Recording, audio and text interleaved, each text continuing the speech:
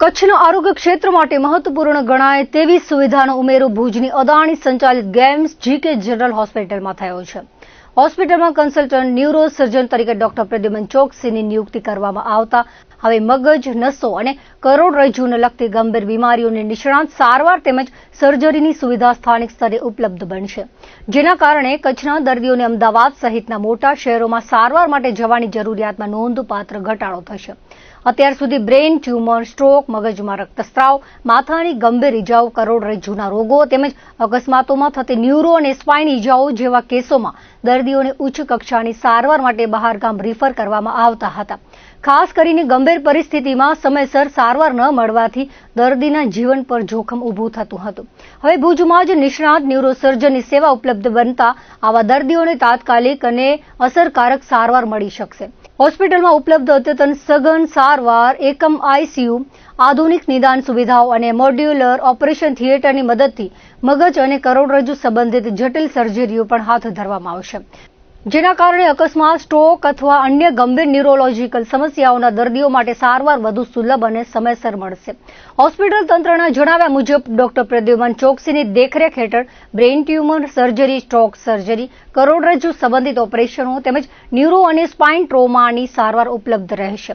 Neuro surgery વિભાગની બહાર દર્દી સેવા દર મંગળવાર, ગુરુવાર અને શનિવારે રૂમ નંબર 48 ખાતે કાર્યરત રહેશે.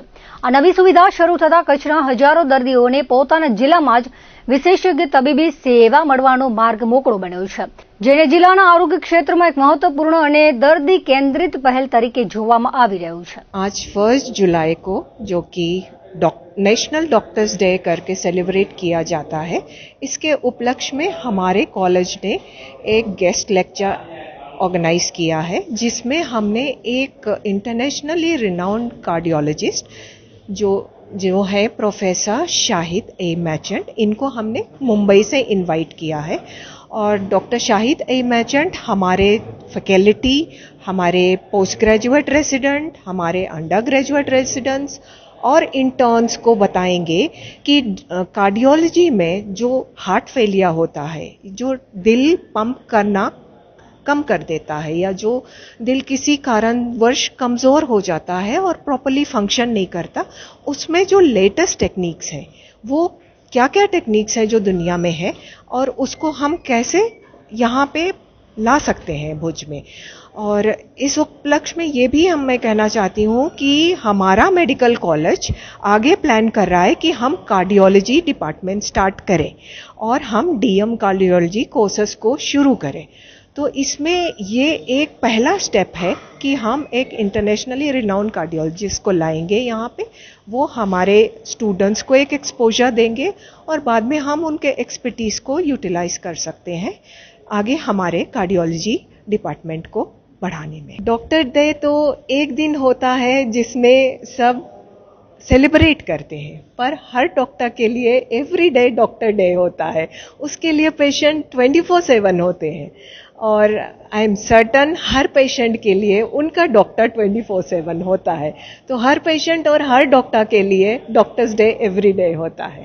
आज 1 जुलाई डॉक्टर्स डे છે.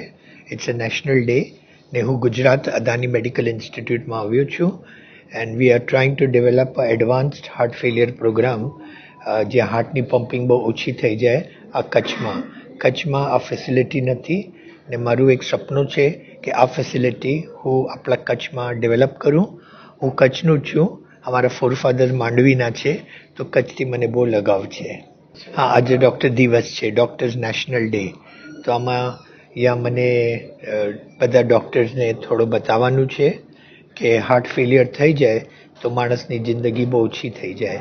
તો આનું રિવાઇવ કરવા માટે હવે ટ્રીટમેન્ટ છે ને આનું પ્રિવેન્શન છે, આ માટે હું અહીંયા આવ્યો છું.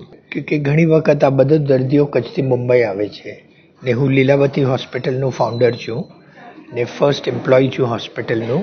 તો અમે લીલાવતીમાં ઘણા પેશન્ટ કચ્છથી આવે, પણ મારું સપનું છે કે આ જ ફેસિલિટી આપણને કચ્છમાં ડેવલપ કરે. આ મારું સપનું છે. આજે પ્રોગ્રામ કાલે ગાંધીધામમાં હતું, IMA લાયન્સ હોસ્પિટલમાં પ્રોગ્રામ હતું કાલે, ને આજે ગુજરાત અદાની મેડિકલ ઇન્સ્ટિટ્યૂટમાં છે ને આ પછી સાંજે IMA ભુજનું છે. કચ્છ જિલ્લાની અફાટ ભૌગોલિકતા અને તેની ધરામાં છુપાયેલી અમૂલ્ય ખનિજ સંપદા પર લાંબા સમયથી માફિયાઓની નજર રહી છે, પરંતુ તાજેતરમાં ખનિજ ચોરી માટે એક અત્યંત ચોંકાવનારી અને શાતિર મોડસ ઓપરેન્ડી સામે આવી છે. જિલ્લામાં વિવિધ સરકારી વિભાગો દ્વારા જનકલ્યાણ અર્થે મંજૂર કરવામાં આવતા તળાવ, ખોદકામ, ડેમ નિર્માણ અને ખાણેતરાની મંજૂરી મેળવીને તેની આડમાં કિંમતી ખનિજ તત્વોને ગેરકાયદેસર રીતે ઉસેડવામાં આવી રહ્યા છે. સરકારી યોજનાઓ અને વિકાસ કાર્યોને એક મજબૂત કવચ બનાવીને ખનિજનું ગેરકાયદેસર ઉત્ખનન, પરિવહન અને વેચાણનું મસમોટું નેટવર્ક કાર્યરત બન્યું છે. ભ્રષ્ટાચારના આ ગર્ભિત ખેલમાં ચોંકાવનારી બાબત એ છે કે વિભાગ પાસે આ અસ્કયામતોની રક્ષાની જવાબદારી છે, તેની જ સંપૂર્ણ ઉપેક્ષા કરવામાં આવી રહી છે. પશ્ચિમ કચ્છ ખાણ ખનિજ વિભાગના ઉચ્ચ અધિકારી અને ભૂસ્તર શાસ્ત્રી દેવેન્દ્રસિંહ બારિયાએ આ સમગ્ર ગેરરીતિઓ અંગે જણાવ્યું છે કે ખનિજ વિભાગની જાણ બહાર જ અન્ય સરકારી વિભાગો દ્વારા તળાવ ખોદકામ માટે સીધા વર્ક ઓર્ડર જાહેર કરી દેવામાં આવે છે. નિયમ મુજબ કોઈ પણ વિસ્તારમાં ઉત્ખનન સંબંધિત ભૌતિક પ્રક્રિયા હાથ ધરતા પહેલા તે સ્થળની વિઝિટ કરવી અને ખાણ ખનિજ વિભાગનો સત્તાવાર ટેકનિકલ અભિપ્રાય મેળવવો અનિવાર્ય છે. આમ કરવાથી જે તે વિસ્તાર ખનિજ સભર છે કે કેમ અને ભવિષ્યમાં ત્યાં કોઈ સરકારી બ્લોક નિર્ધારિત કરાયેલ છે કે નહીં તેની સ્પષ્ટતા થઈ શકે. પરંતુ વહીવટી તંત્રના વિવિધ વિભાગો આ મહત્વપૂર્ણ પ્રક્રિયાને સદંતર નેવે મૂકીને મંજૂરીઓ આપી રહ્યા છે, જે વહીવટી પારદર્શિતા સામે મોટા પ્રશ્નાર્થો ઉભા કરે છે. ભૂસ્તર શાસ્ત્રી દેવેન્દ્રસિંહ બારિયાના જણાવ્યા અનુસાર અગાઉ સુજલામ સુફલામ યોજનાની શરૂઆતમાં જે તે ડિપાર્ટમેન્ટ પોતાની રીતે જ વર્ક ઓર્ડર ઇસ્યુ કરી દેતા હતા. છેલ્લા થોડા સમયથી અમુક કિસ્સાઓમાં અભિપ્રાય લેવાની પ્રક્રિયા શરૂ થઈ છે, પરંતુ હજી પણ ઘણા વિભાગો માત્ર સાઇટ વિઝિટે જઈને મનસ્વી રીતે કામગીરી સોંપી દે છે. આ બેદરકારીનો લાભ લઈને કોન્ટ્રાક્ટરો મંજૂર થયેલા ક્ષેત્રની બહાર જઈને ગેરકાયદેસર ખોદકામ શરૂ કરી દે છે. ગત વર્ષે પશ્ચિમ કચ્છ ખાણ ખનિજ વિભાગે આ જ પ્રકારે તળાવ ખાણેતરાની આડમાં ચાલતી અંદાજે 1.5 કરોડ રૂપિયાની મસમોટી ખનિજ ચોરી ઝડપી પાડીને કડક કાર્યવાહી કરી હતી. કચ્છમાં સિંચાઈ વિભાગ અને જિલ્લા ગ્રામ વિકાસ એજન્સી દ્વારા ભૂતકાળમાં અપાયેલી મંજૂરીઓ બાદ હવે મત્સ્ય વિભાગ સહિતના અન્ય તંત્રોમાં પણ તળાવ મંજૂરીની પ્રક્રિયાઓ શંકાના દાયરામાં આવી છે. કચ્છ જિલ્લાના જાગૃત નાગરિકો જણાવે છે કે જો આ તમામ વિભાગો દ્વારા આપવામાં આવેલી પરવાનગીઓ, વાસ્તવિક સ્થળ તપાસ, ખોદકામની ઊંડાઈ અને ત્યાંથી નીકળેલા ખનિજના જથ્થાના હિસાબોની તટસ્થતાથી ફોરેન્સિક ચકાસણી કરવામાં આવે તો ગુજરાતનું સૌથી મોટું ખનિજ ચોરી કૌભાંડ બહાર આવે તેવી પ્રબળ શક્યતાઓ સેવાઈ રહી છે. તળાવ ખોદકામના નામે માત્ર સાદી માટી કાઢવાને બદલે અન્ય કિંમતી ખનિજોની હેરાફેરી થઈ રહી હોવા છતાં સ્થાનિક વહીવટીતંત્ર કેમ આ ખાડા કાન કરી રહ્યું છે તે સામાન્ય જનતા માટે એક વણ ઉકેલાયેલો કોયડો બન્યો છે. જ્યારે ખુદ સત્તાવાર પદ પર બેઠેલા જવાબદાર ભૂસ્તર શાસ્ત્રી સ્વીકારી રહ્યા હોય કે નિયમોનું સરેઆમ ઉલ્લંઘન થઈ રહ્યું છે અને સરકારી તંત્ર વચ્ચે સંકલનનો અભાવ છે, ત્યારે સવાલ એ થાય છે કે આ મિલીભગતમાં સંકળાયેલા ઉચ્ચ અધિકારીઓ અને માફિયાઓ સામે કાનૂની ગાડીઓ ક્યારે કસાશે. વિકાસના કાર્યો માટે નક્કી કરાયેલી શરતોનો ભંગ કરીને માટીની આડમાં સરકારી તિજોરીને નુકસાન પહોંચાડતા તત્વો સામે માત્ર દંડનીય કાર્યવાહી પૂરતી નથી, પરંતુ ગુનાહિત કાવતરા અંતર્ગત કડક આદેશો છૂટવા જોઈએ.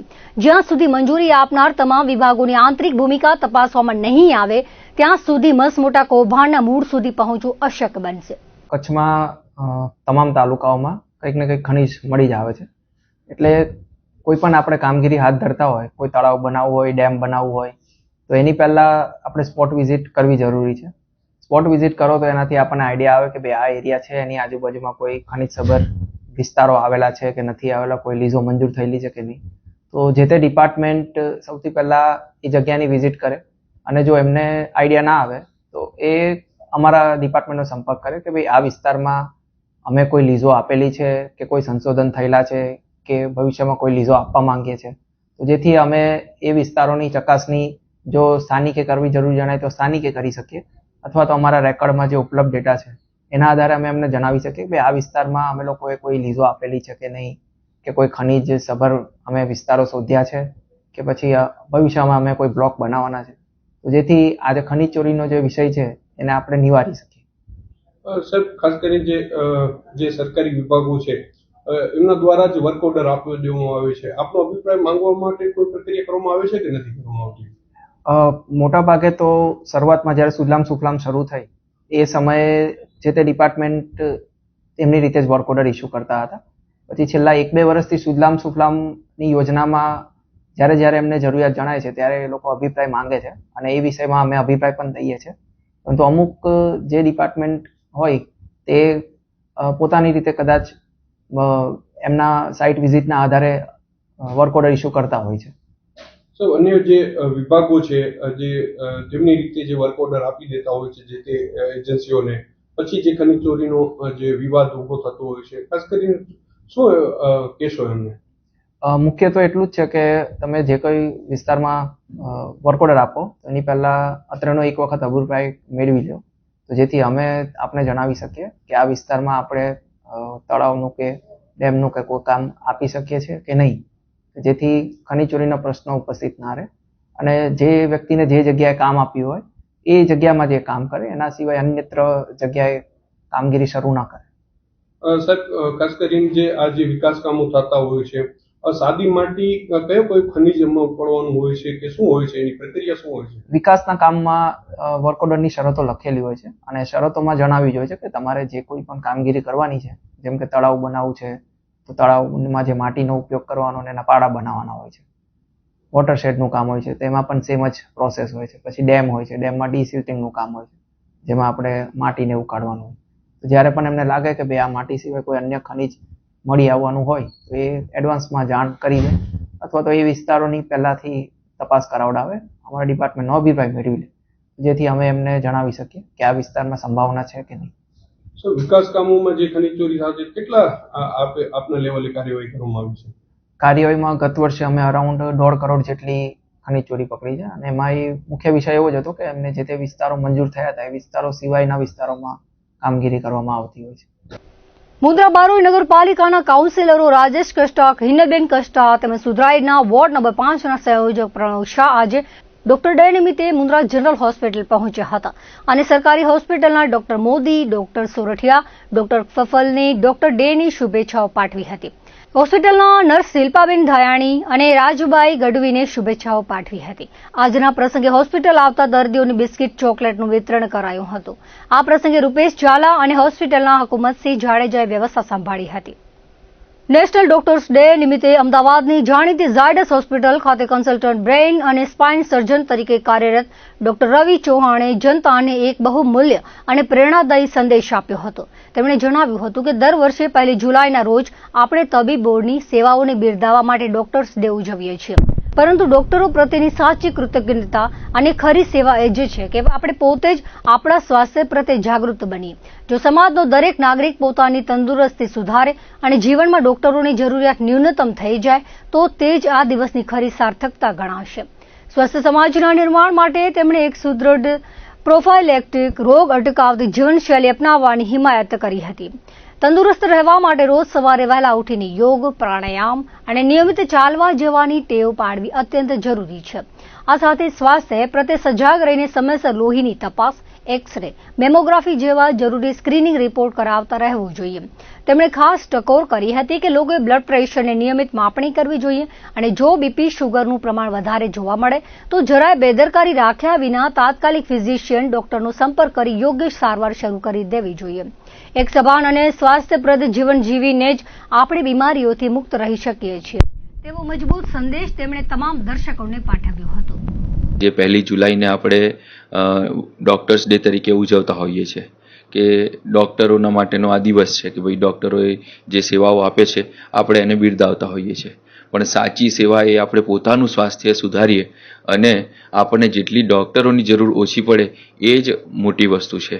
સાચી સેવા એટલે શું કે ભાઈ સારું જીવન જીવવું, સારી લાઈફસ્ટાઈલ અપનાવી, રોજ સવારે વહેલા ઉઠીને યોગ પ્રાણાયામ કરવું, રેગ્યુલર આપણે ચાલવા જવું, રેગ્યુલર સ્વાસ્થ્ય સંબંધી લોહીના અને એક્સરે કે મેમોગ્રાફી કે એ પ્રકારના જે કહેવાય કે સ્ક્રીનિંગ રિપોર્ટો કરાવવા, બીપીનું રેગ્યુલર માપણી કરવી, જો બીપી વધારે આવતું હોય કે સુગર વધારે આવતું હોય એને તાત્કાલિક ધોરણે ફિઝિશિયનને મળીને સારવારો કરવી.